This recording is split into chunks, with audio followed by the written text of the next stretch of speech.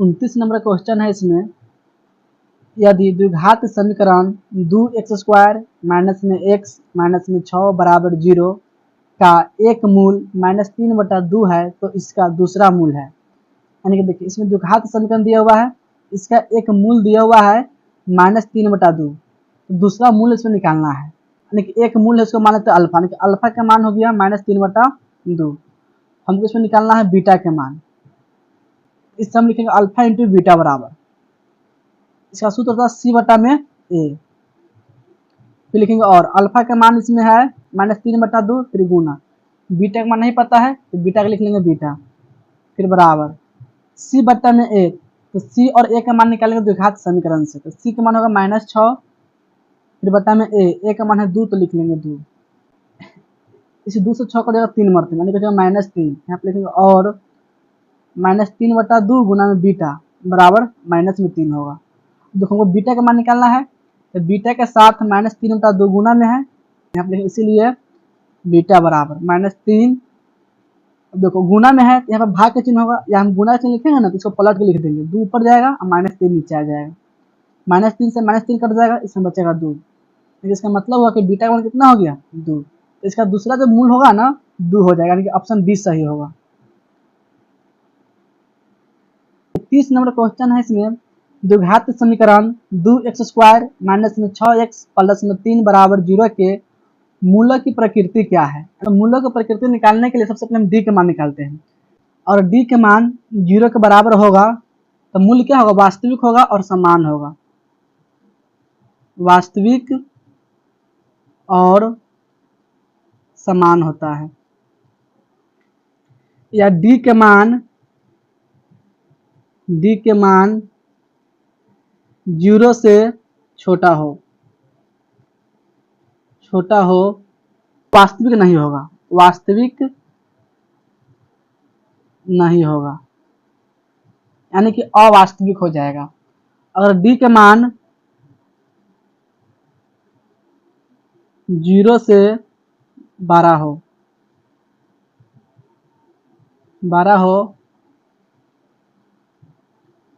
वास्तविक होगा, यानी कि वास्तविक और असमान होगा, वास्तविक और असमान, समझना है कि नहीं। तो इसमें हम डी के मान निकालेंगे, तो डी पे डिपेंड करता है इसका मूल की प्रकृति क्या होगा। और डी का फॉर्मूला था b² माइनस में 4ac, b² माइनस में 4ac। अब इसे हम मान डाल देंगे, देखिए b है तो b का मान निकालेंगे समीकरण से, तो b के मान -6 है तो लिखेंगे -6 के स्क्वायर, माइनस आएगा -4 लिख लिया, फिर गुना में ac, तो a का मान इसमें हो जाएगा 2 तो 2 लिख लेंगे, फिर गुना में c का मान 3 तो 3 लिख लेंगे, यहाँ पे लिखेंगे बराबर -6 के स्क्वायर 36 होगा, फिर माइनस, इस तीनों गुना कर देंगे, तो 4 दूनी 8, 8 3 24, यानी 24 हो जाएगा। इसको घटाएंगे तो आ जाएगा 12, यानी कि 12 जो है ना 0 से 12 है, क्या है 0 से 12। जब 0 से 12 होगा ना तो वास्तविक होगा और असमान होगा, तो वास्तविक एवं असमान ऑप्शन नंबर ए में है कि नहीं। यानी 30 का ऑप्शन से होगा ए नंबर, वास्तविक होगा और क्या होगा, असमान होगा। इसके बाद इसमें 31 नंबर क्वेश्चन है, वर्ग अंतरालों 2 से 5, 5 से 8 और 8 से 11 के वर्गों की लंबाई है। इसमें वर्गों की लंबाई बतलाना है, यानी कि इसमें अंतर कितना के है। तो 2 से 5 में 3 का अंतर है, 5 से 8 में 3 का अंतर है और 8 से 11 में 3 का अंतर है, यानी कि इसमें वर्गों की लंबाई हो जाएगा 3, ऑप्शन नंबर बी सही होगा।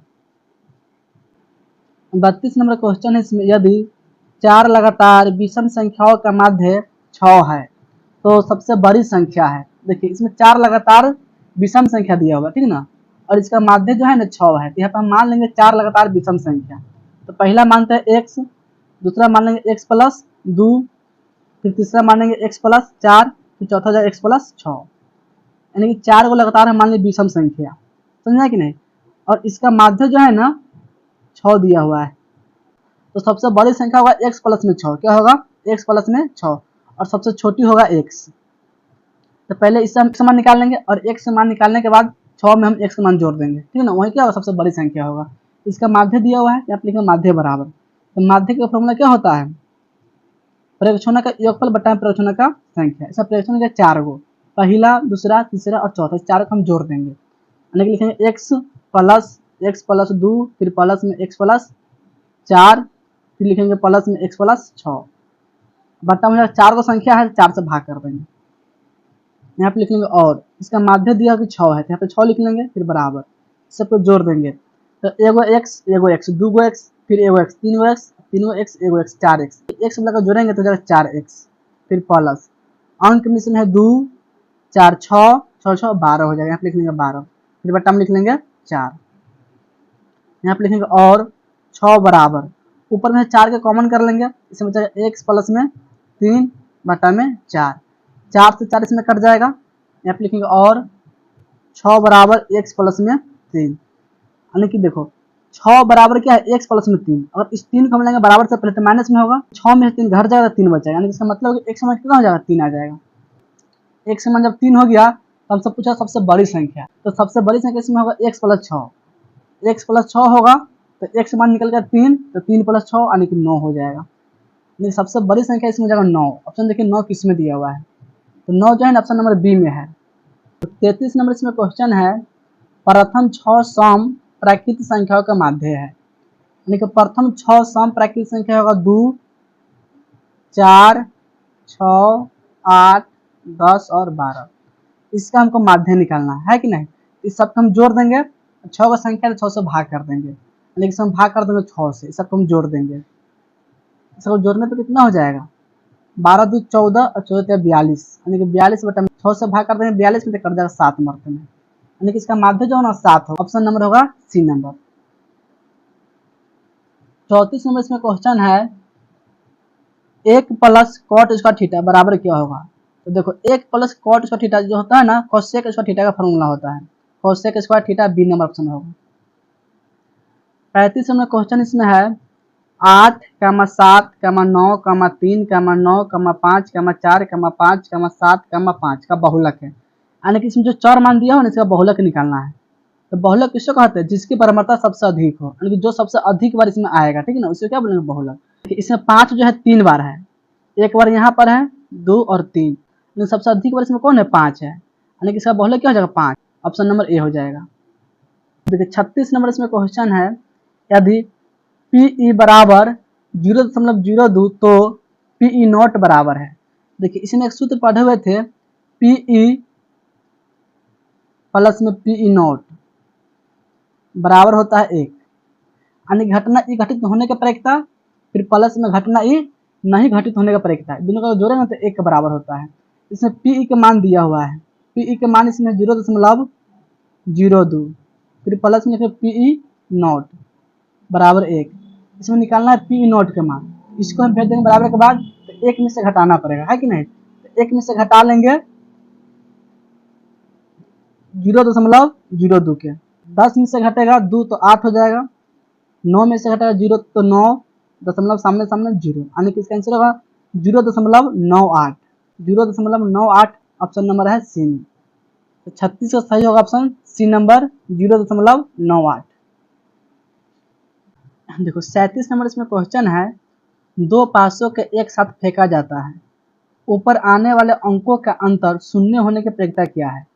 देखिए 2 पासों को अगर हम एक साथ फेंकेंगे तो कुल परिणाम 36 के ऊपर आने वाले अंकों का अंतर शून्य होना चाहिए, ठीक ना। तो शून्य होने के लिए क्या क्या चाहिए, हो सकता है अगर दोनों पर एक एक आएगा तो इसका अंतर क्या होगा शून्य, यानी कि घट के 0 हो जाएगा, या 2 आ सकता है तब शून्य होगा, या 3 3, या 4 4, या 5 5, या 6 6, यानी 6 को इसमें परिणाम बन रहा है। अगर ऊपर में लाना होगा अंकों का अंतर शून्य तो यही 6 का परिणाम इसे बनेगा, तो 6 का परिणाम भी बन गया। अगर कुल परिणाम बनेगा 36 को तो बट्टा में क्या होगा 36, 6 एकम 6, 6 एक 36, यानी कि 1/6 मर्त में कट जाएगा। इसका जो आंसर होगा ना 1/6, ऑप्शन नंबर बी सही होगा। तो 38 नंबर इसमें क्वेश्चन है, 2 सिक्कों के उछाल में दोनों पर शीर्ष आने की प्रायिकता है। यानी कि देखो इसमें 2 सिक्के उछालना, ठीक ना, तो दोनों पर शीर्ष आना चाहिए, यानी दोनों पर हेड आना चाहिए। अगर 2 सिक्कों का हम एक साथ उछालेंगे तो उसका कुल परिणाम 4 को बनेगा। हो सकता है कि दोनों पर हेड आ जाए, या दोनों पर क्या हो टेल आ जाए, या एगो पर टेल दूसरा पर हेड, या एगो पर हेड दूसरा पर टेल, यानी कुल परिणाम इसमें बनेगा 4 गो। कुल परिणाम इसमें हो गया 4। और इसमें पूछ रहा है कि दोनों पर शीर्ष आने का प्रयत्न, दोनों पर शीर्ष जो है ना एक बार आएगा, समझना है कि नहीं। दोनों पे हेड 1 बार आ रहा है तो 1 और कुल परिणाम 4 तो बटा में 4। इसका जो आंसर होगा ना 1 बटा में 4 हो जाएगा। 1 बटा 4 ऑप्शन नंबर 39 नंबर इसमें क्वेश्चन है, एक वर्ष में एक महीना या दृक्षा चुना जाता है, इसके जून या सितंबर होने की प्रायिकता क्या है। देखिए एक वर्ष में जो होता है ना कुल महीना 12 गो होता है और इसमें हमसे पूछ रहा है जून या सितंबर, यानी कि 2 महीने के बारे में पूछ रहा है तो 2 ऊपर लिख देंगे। 2 से 12 कट जाएगा 6 मरते में, यानी कि 1 बटा में 6 इसका आंसर होगा। 1 बटा में 6 ऑप्शन नंबर सी सही होगा। 40 नंबर क्वेश्चन है इसमें, एक पार्षद की फेंक में संख्या 4 या 5 आने की प्रायिकता है, तो एक पार्षद के उछाल में कुल परिणाम 6 गो बनेगा। पार्षद यानी कि लूडो का छक्का होता है, उस पर अंक होता है 1 2 3 4 5 6, यानी कुल परिणाम इसमें हो जाएगा 6 गो। समझा है कि नहीं। तो कुल परिणाम नीचे में लिखेंगे, ऊपर में किसको लिखते हैं, जो पूछेगा उसको हम ऊपर में लिखेंगे। तो 4 या 5, 4 या 5 यानी 4 या 5 2 बार होगा तो ऊपर में 2 लिख लेंगे। तो 2 एकम 2 द्वितीय 6, यानी कि 1 बटा 3 मरते में कट जाएगा। इसका जो आंसर होगा ना 1 बटा में 3, यानी कि ऑप्शन नंबर बी सही होगा। 1 बटा में 3।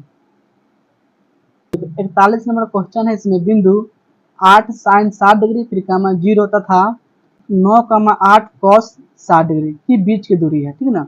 तो यहाँ पर 9 जो दिया हो ना यहाँ पर 0 होना चाहिए, तो बीच की दूरी निकालना है हमको। तो बीच की दूरी का सूत्र होता है x1 माइनस में x2 का होल स्क्वायर फिर प्लस में y1 माइनस में y2 के होल स्क्वायर, पूरा होता है रूट। तो x1 का मान इसमें है 8 साइन 60 डिग्री, है कि नहीं, और x2 का मान है 0। तो इसमें से हम इसको घटा लेंगे, इसमें बचेगा 8 साइन 60 डिग्री, इसका हो जाएगा स्क्वायर, फिर प्लस में होगा y1 माइनस y2 के होल स्क्वायर। तो y1 का मान 0 है और y2 का मान इसमें 8 कॉस 60 डिग्री, तो 0 में से इसको हम घटा लेंगे, तो जो माइनस में 8 कॉस 60 डिग्री, इसका हो जाएगा स्क्वायर, पूरा का लिख लेंगे हम रूट। अब इसको हम हल कर लेंगे, तो 8 स्क्वायर 64 होगा, फिर गुना में sign square 60 degree, sign square 60 degree, फिर प्लस माइनस 8 स्क्वायर 64 फिर गुना में कॉस स्क्वायर 60 डिग्री, पूरा का लिख लेंगे रूट। अब देखो इस दोनों में से हम 64 कॉमन कर लेंगे, इसमें बचा साइन स्क्वायर 60 डिग्री फिर प्लस में कॉस स्क्वायर 60 डिग्री, पूरा के root. Sine square theta plus में कॉस स्क्वायर थीटा, यानी कि एक का फॉर्मूला बन जाएगा, इसको जब क्या लिख लेंगे 1 लिख लेंगे, यानी कि 64 गुना में हो जाएगा 1, इसका रूट हो जाएगा 64 का रूट होगा, इसका रूट कितना होता है 8, लेकिन इसका आंसर जो ना 8 होगा। देखिए ऑप्शन किस में दिया हुआ 8, तो एन नंबर है, तो 41 का ऑप्शन से होगा एन नंबर 8 हो जाएगा। 42 नंबर क्वेश्चन है इसमें, यदि O 0,0 मूल बिंदु हो तथा बिंदु P के निर्देशांक x, y हो तो दूरी OP है, यानी कि OP की दूरी पूछ रहा है, ठीक है ना। जैसे मान लीजिए एक बिंदु है O और एक बिंदु है P, O की निर्देशांक इसमें 0,0 और P के है इसमें x, y, तो दोनों के बीच की दूरी निकालना है कि नहीं। तो बीच की दूरी का सूत्र होता है x1 माइनस में x2 का होल स्क्वायर फिर प्लस में y1 माइनस में y2 के होल स्क्वायर, पूरा के रूट। तो x1 का मान 0 है, x2 का मान क्या है x, तो 0 में से घटा लेंगे x, तो माइनस में x का हो जाएगा स्क्वायर, फिर प्लस y1 माइनस में y2 के होल स्क्वायर, तो 0 में से घट जाएगा y, तो माइनस में y के स्क्वायर, पूरा का हो जाएगा रूट। तो माइनस x स्क्वायर हो जाएगा x स्क्वायर फिर प्लस माइनस y के स्क्वायर होगा y स्क्वायर, पूरा हो जाएगा रूट, लेकिन यही इसका आंसर होगा एक्स स्क्वायर प्लस में वाई स्क्वायर का रूट हो जाएगा। देखिए ऑप्शन किस में दिया हुआ है, एक्स स्क्वायर प्लस में वाई स्क्वायर का रूट, यानी कि ऑप्शन नंबर बी सही होगा। 43 नंबर क्वेश्चन है इसमें, वाई अक्ष से बिंदु 12,14 की दूरी है, तो अगर वाई अक्ष से पूछेगा ना हम एक्स का नियामक लिखेंगे, एक्स के नियामक। अगर एक्स अक्ष से पूछेगा तो वाई के नियामक होगा इसका आंसर। देखिए इसमें बिंदु है 12,14, है कि नहीं। अब इसमें से पूछा वाई अक्ष से बिंदु की दूरी कितना है, तो वाई अक्ष से बिंदु जो दूरी होगा ना एक्स के नियामक, तो एक्स के नियामक 12 है और वाई के नियामक 14, तो एक्स के नियामक से 12 है, इसका आंसर क्या हो जाएगा 12, ऑप्शन नंबर ए सही होगा। 44 नंबर इसमें क्वेश्चन है, बिंदु -6, -8 की कोटि है, ठीक है ना, और कोटि पूछेगा ना तो वाई के नियामक लिखते हैं और भुज होगा तो एक्स के नियामक। देखो एक्स और वाई अगर इस तरह मान लो कोई बिंदु है, एक्स का मान दिया होगा और वाई का मान भी दिया होगा, ठीक है। एक्स वाला का हम बोलते हैं भुज और वाई वाला क्या बोलते हैं कोटि। इसमें एक बिंदु दिया -6, -8, इसका कोटि पूछ रहा है, इसका कोटि क्या होगा -8 होगा। अगर इसमें पूछता है कि इसका भुज कितना होगा तो भुज क्या होता है -6 होता। देखिए 45 नंबर इसमें क्वेश्चन है, बिंदु 3, -4 किस पाद में स्थित है, ठीक ना, यानी किस चतुर्थांश में पूछ रहा है। तो चतुर्थांश 4 को होता है, इसको हम बोलते हैं प्रथम, इसको बोलते हैं द्वितीय, इसको बोलते हैं तृतीय और इसको बोलते हैं चतुर्थ। ये एक्स होगा, ये एक्स डैश, यानी कि यहाँ पर मूल बिंदु होता है, इधर प्लस में मान होगा एक्स का मान, इधर एक्स का मान माइनस में होता है। इसको बोलते हैं वाई, इसको बोलते हैं वाई डैश, यानी कि मूल बिंदु से ऊपर क्या होगा वाई का मान प्लस में होगा, नीचे वाई का मान माइनस में होगा। तो प्लस प्लस जो होता है ना प्रथम में होता है, प्लस प्लस प्रथम में। द्वितीय में आएंगे ना तो माइनस का प्लस होता है, माइनस प्लस द्वितीय में। तृतीय में माइनस माइनस होता है और चतुर्थ में प्लस माइनस होता है कि नहीं। इसमें हमको अंक से मतलब नहीं, सिर्फ चिन्ह से मतलब है। तो बिंदु इसमें 3 है, -4, 3 के चिन्ह होगा प्लस और -4 है, यानी कि प्लस माइनस जो है ना प्लस माइनस चतुर्थ में स्थित है कि नहीं, यानी कि इसका आंसर होगा चतुर्थ चतुर्थांश, ऑप्शन नंबर डी सही होगा। 46 नंबर क्वेश्चन है, इसमें निम्नलिखित में कौन सा बिंदु तृतीय चतुर्थांश में स्थित है। तृतीय में क्या होगा माइनस, जिसमें दोनों माइनस होगा ना वही आंसर होगा। इसमें दोनों में प्लस है, इसमें माइनस प्लस है, इसमें प्लस माइनस, इसमें क्या है माइनस माइनस, माइनस माइनस क्या तृतीय में होता है, यानी कि इसका आंसर होगा डी नंबर। 47 नंबर क्वेश्चन है, इसमें बिंदुओं 4, और -4, को मिलाने वाले रेखाखंड के मध्य बिंदु के निर्देशांक है। यानी कि इसमें दो बिंदु दिया हुआ है, इसे मान लीजिए इस तरह बना लेंगे, ए और बी लिखते हैं, ए बी दो बिंदु हो गया। इसका नियामक इसमें दिया 4, दूसरा है -4, इसको लिखते हैं x1 y1, तो जगह x2 y2 है कि नहीं। इसके बीच में मान लो कोई मध्य बिंदु है, इसका नियामक पूछेगा तो इसका सूत्र होता है x1 प्लस में x2 बटा में 2, यानी कि 4 प्लस में -4 और बटा में 2, फिर कमा y1 प्लस में y2 बटा में 2, तो -4 प्लस में 4 बटा में 2, तो जगह 4 माइनस प्लस में चिन्ह माइनस होगा, फिर 4 बटा में 2, -4 प्लस 4 घट के 0 होगा, 0 बटा में 2। देखो 4 में से घटा 4 तो 0 हो जाएगा, 0 बटा में 2 और 0 बटा में 2 है कि नहीं। तो 0 बटा में कुछ भी क्या होता है 0, यानी कि 0, 0 हो जाएगा, 0, 0। इसमें मध्य बिंदु का निर्देशांक हो जाएगा 0, 0, 0 देखिए किस ऑप्शन में दिया हुआ है, 0, 0 बी नंबर में है, यानी कि इसका आंसर होगा बी नंबर 0,